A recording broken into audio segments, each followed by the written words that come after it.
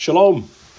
So now that the stage has been set and we understand the importance of God's Torah and its role in our lives today, let's explore some of the specific commands that many Christians believe today that we don't have to keep. They've just either neglected them or blatantly disregarded them, starting with the Sabbath. Now, the Sabbath is a creational ordinance. It was established at creation. If we go to Genesis chapter 2, verse 2 to 3, it says, "And on the seventh day, God completed his work which he had done, and he rested on the seventh day from all his work which he had done.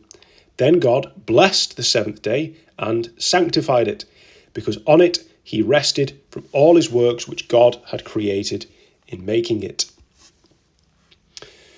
So this was long before Sinai, when the law was given to Moses and Israel. So when Christians say we don't have to keep it because it was for Israel, well, that just simply isn't true. As we've just seen, it was a creational ordinance. But even if that were true, as we discovered in the last video, we are grafted in and citizens of Israel, grafted into that same cultivated olive tree. We become Israel.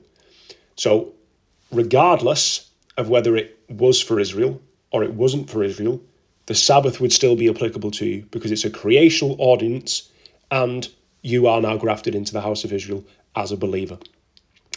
So the Sabbath was for all mankind. It was established at creation. And it was re-established, not established, but re-established at Sinai, because the Israelites had forgotten God's ways. They hadn't been keeping them. They'd been in hard bondage in Egypt for over 400 years. So the Sabbath is rooted in God's own rest and blessing, and God's desire and design was that man would rest on the Sabbath day just like he did. And in that, we spend time with God, we fellowship with God, we're in relationship with God. And this is why Yeshua says in Mark 2:27, the Sabbath was made for man and not man for the Sabbath. You see, the Sabbath was the seventh day. Man was created on the sixth day. So God's design was always that man would rest on the seventh day, just as he did, and spend time in relationship and fellowship with Yahweh. And the fourth commandment, as we see in Exodus 20, verse 8, specifically tells us to remember the Sabbath day, to keep it holy. And interestingly, this is the only one of the 10 commandments that God specifically tells us to remember. Yet, it is the only one of the 10 commandments that many Christians today, because of the Roman Catholic Church and everything that has spawned from that, says it's okay for us to forget. And it's also the only one of the 10 commandments that God says is holy. He tells you, keep it holy. And if I just jump forward to Isaiah 66 for a second, we'll go to verse 23.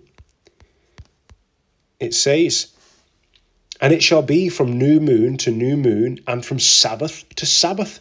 All mankind will come to worship before me, says Yahweh." So this is end times. This is prophesying the new heavens and the new earth to come, and all flesh, all mankind, will come to worship before Yahweh from Sabbath to Sabbath. So if the Sabbath was a creational ordinance and it was holy, sanctified, set apart, blessed at creation, and it is still holy and set apart and kept in the end times in the new heavens and the new earth, why would it cease to be holy now? And the answer is, it wouldn't. It still is holy and set apart, and it still should be kept. Christians also say that we don't have to keep the Sabbath because it isn't a moral law. We only have to keep the moral law now. Well, first and foremost, nowhere in the scriptures will you see such a distinction on what is a moral law, what is a ceremonial law, what is a civil law. You will not find it. This is a man-made distinction. Yahweh never makes such a distinction. His Torah is his Torah, period. But even if we allow for these man-made distinctions, let's take another look at what God's commandment says regards the Sabbath in Exodus 20. So we'll read from verses 8 through to 11. Remember the Sabbath day to keep it holy. 6 days you shall labour and do all your work. But the seventh day is the Sabbath of Yahweh your God. So this isn't the Sabbath of the Jews. This isn't the Sabbath of Israel. It is the Sabbath of Yahweh your God. In it you shall not do any work. You, your son, your daughter, your male or female slave, your cattle, or the sojourner who is within your gates. Why? For in 6 days Yahweh made the heavens and the earth, the sea and all that is in them, and rested on the seventh day. Therefore Yahweh blessed the Sabbath day and made it holy. So not only was the Sabbath made for you to rest, but Yahweh's Sabbath was also intended for you to grant that same rest to others. Yahweh always intended for all mankind to rest with him on the Sabbath day. So as we've just seen in that commandment there, it was for you, and it was for your sons and your daughters and your male and your female slaves. So anyone who comes under your command, under your employ in the modern sense. It was for your animals, because they all need rest too. It would be immoral for you to rest, yet deny that same Sabbath rest to others. You are not a slave driver in Egypt. Give them rest. So the Sabbath is 100% a moral command if we're allowing for those distinctions, because it is rooted in God's desire for us to rest from our labours and spend time with him. Yeshua also said in Matthew 22, we'll go from verse 36 to 40. So this is one of the scholars of the law asking Yeshua a question, and he asks, "Teacher, which is the great commandment in the law?" And Yeshua said to him, "You shall love the Lord your God with all your heart and with all your soul and with all your mind. This is the great and foremost commandment. And the second is like it. You shall love your neighbour as yourself. On these two commandments hang the whole law and prophets." Now, if I just click on verse 40, and we'll look at that word hang, depend here.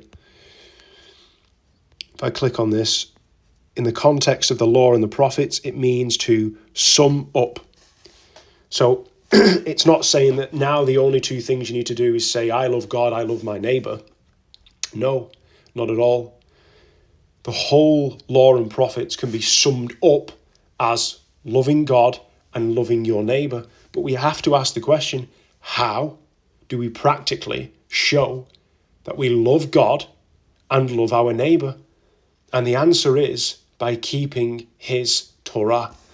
In 1 John 5, which we looked at in the last video, 1 John 5, 2-3, it says, "By this we know that we love the children of God," so we love our neighbour, "when we love God and do his commandments." So we express our love for God by doing his commandments. And through that, we express our love for our neighbour, the children of God. And it says, "For this is the love of God, that we keep his commandments, and his commandments are not burdensome." The Sabbath command alone is literally about loving God, resting with God, spending personal time in fellowship with God, and granting that same rest to others. The Sabbath literally sums up loving God and loving your neighbour as yourself. I mean, think about it. It is, if we go back to Exodus 20, it is the interconnecting commandment between the first 3 commandments, which are all about loving God, worshipping God, having no one or nothing else before him, not taking his name in vain, and then from the 5th to the 10th, which are all about loving your neighbour as yourself. And the Sabbath sits smack bang at the centre of them. It connects them all together. The Sabbath is the key to being able to uphold all of the other commandments. If you are keeping the Sabbath set apart, it is a set apart time with God. So you will be having no other gods but him. You're not going to be worshipping false idols if you're keeping the Sabbath, because you're going to be switched off from the world and focused on relationship and fellowship with Yahweh and your family in an ideal world, because you would be keeping the Sabbath with them. You're not going to be taking Yahweh's name in vain, because it is a day specifically designed to honour him. And also, in an ideal world, like I said before, we should be keeping the Sabbath with our family. So it allows us to honour our mother and father. You won't be committing murder on the Sabbath, or at least I hope you wouldn't be committing murder on the Sabbath, or even doing so in your heart, because, again, the Sabbath is a day about loving your neighbour and loving God. You won't be committing adultery on the Sabbath or tempted to do so, because you should be keeping the Sabbath with your spouse. You won't be stealing on the Sabbath. No money can be exchanged on the Sabbath at all. You won't be bearing false witness or coveting on the Sabbath either. So this is God's perfectly designed day of rest to spend time with him, and it allows us to more accessibly keep his other commandments. The Bible clearly shows that the Sabbath is Yahweh's sign or mark between him and his covenant people. In Exodus, in chapter 31, verse 13, it says, we'll go from verse 12, Yahweh spoke to Moses, saying, but as for you, speak to the sons of Israel, saying, you shall surely keep my Sabbaths, for this is a sign between me and you throughout your generations, that you may know that I am Yahweh who makes you holy. So the Sabbath was a sign to remind us who our God is. Okay, if we go a bit further forward in Exodus 31 to verses 16 and 17, it says, so the sons of Israel shall keep the Sabbath, to celebrate the Sabbath throughout their generations as an everlasting covenant. It is a sign between me and the sons of Israel, which now includes us as believers, forever. So this is telling you why, in 6 days Yahweh made heaven and earth, but on the 7th day he rested and was refreshed. And if we go to Ezekiel 20, we'll start in verse 12, and then we'll look at verse 20 as well. And I also gave them my Sabbaths, to be a sign between me and them, that they might know that I am Yahweh who sanctifies them. So again, it's the identifying mark of Yahweh's covenant people. Verse 20, keep my Sabbaths holy, and they shall be a sign between me and you, that you may know that I am Yahweh, your God. So the Sabbath is described as God's sign, his mark of a covenant identity. It shows who belongs to him. Just as the pagan nations had their own signs and customs and marks of allegiance, God's people are marked out by their obedience to his commandments, with the Sabbath highlighted as the central sign of his covenant relationship with his covenant people. It is a visible, weekly reminder of who we worship and serve, the creator of heaven and earth who sanctifies us. In Revelation 7, we'll go verses 2 to 3. It says, "Then I saw another angel ascending from the rising of the sun, having the seal of the living God, and he cried out with a loud voice to the four angels to whom it was granted to harm the earth and sea, saying, 'Do not harm the earth or sea or the trees until we have sealed the slaves of our God on their foreheads.'"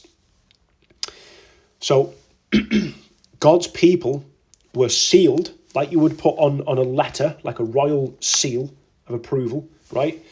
God's people are sealed on their foreheads, marking them as his own. A seal in the ancient world would contain three specific elements, which was a name of authority, a title of authority, and a territory of rule. And all of these elements can be found within the Sabbath commandment that we read earlier in Exodus 28 to 11. Because it is Yahweh's Sabbath day. And he says why we have to keep it. Because he finished his creative works. So his title is Creator of heaven and earth. So we get the name, we get the title, and we get his territory. Heaven and earth, everything that exists. And this is why many see the Sabbath as God's end time seal of covenant identity, in contrast to Revelation 13, if I just jump to that, verse 16, which describes those who receive the mark of the beast on their hand, their right hand, or their forehead. It says, "And he causes all, the small and the great, and the rich and the poor, and the free man and the slaves, that they may be given a mark on their right hand or on their forehead, and that no one will be able to buy or sell except the one who has the mark, either the name of the beast or the number of his name." So this represents allegiance, whether it's by belief, which is the significance of the forehead, it's mind, it's conviction, or whether it's by action, which is the significance of the hand, it's our deeds. It's about who we worship. If I just jump forward actually to Revelation 14, we'll go from verses 9 to 12. It says, "Then another angel, a third one, followed them, saying with a loud voice, 'If anyone worships the beast and his image, and receives a mark on his forehead or his hand, and he also will drink of the wine of the wrath of God, which is mixed in full strength in the cup of his rage.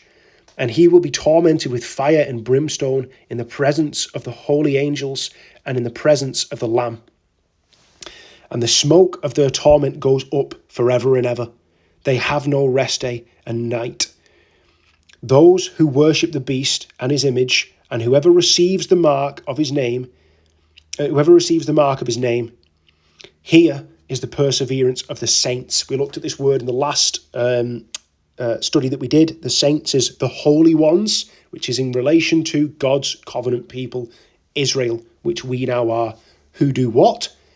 Keep the commandments of God and their faith in Yeshua, in Jesus. And if you remember as well, in the last study, we looked at Revelation 12, verse 17, which said the same thing.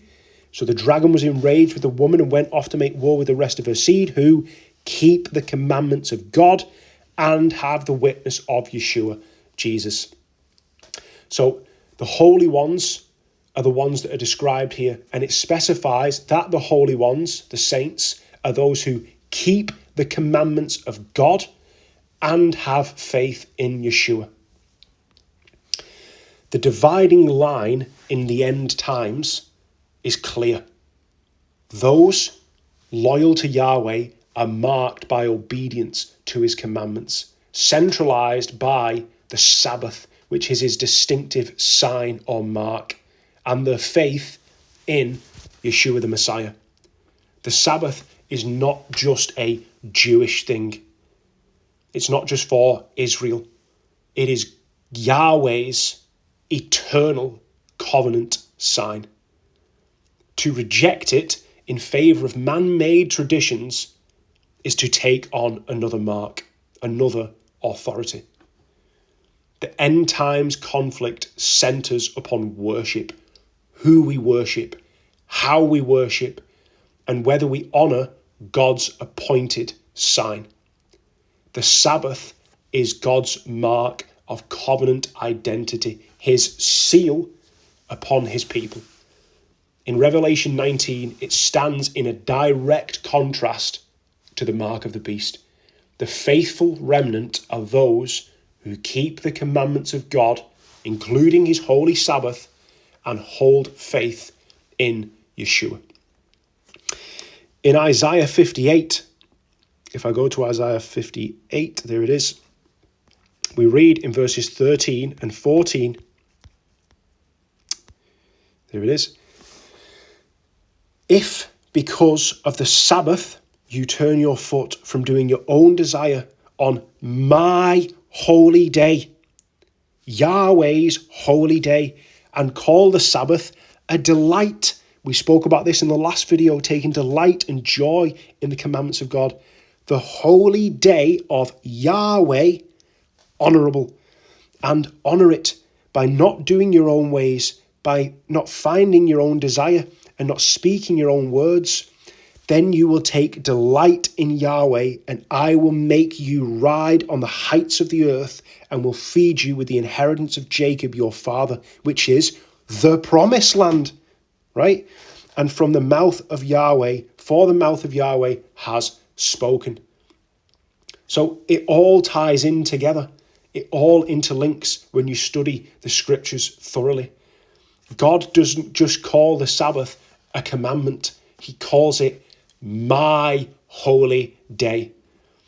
This shows us that it is the seventh day Sabbath that is set apart uniquely to Yahweh, unlike any other day.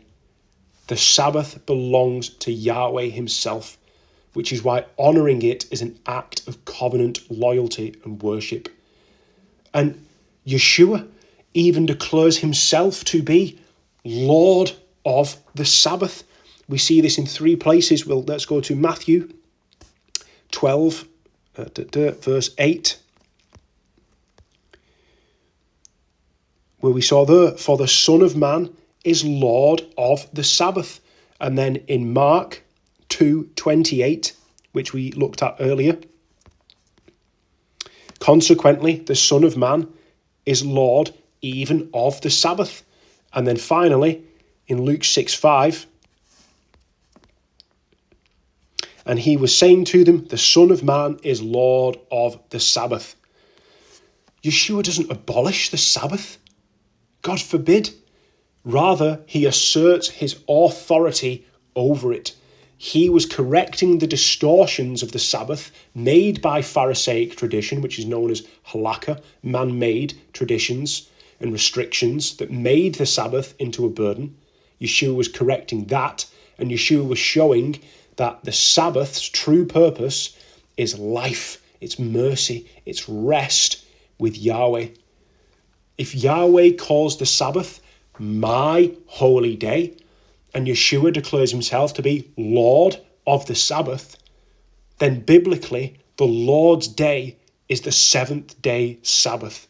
Nowhere in the scriptures is Sunday called the Lord's day.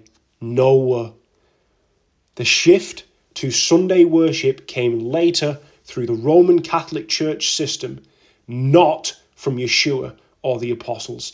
Even the Catholic sources themselves openly admit that the church changed the day of worship by their own authority, not by a commandment from Christ or scripture.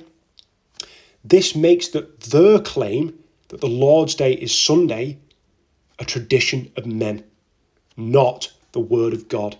And you will actually see this yourself if you just look on Google at Canon 29, the Council of Laodicea. It states, Christians must not Judaize by resting on the Sabbath, but must work on that day, rather honouring the Lord's day. So this is now 4th century. They were now redetermining what the Lord's day is. And if they can, resting as a Christian.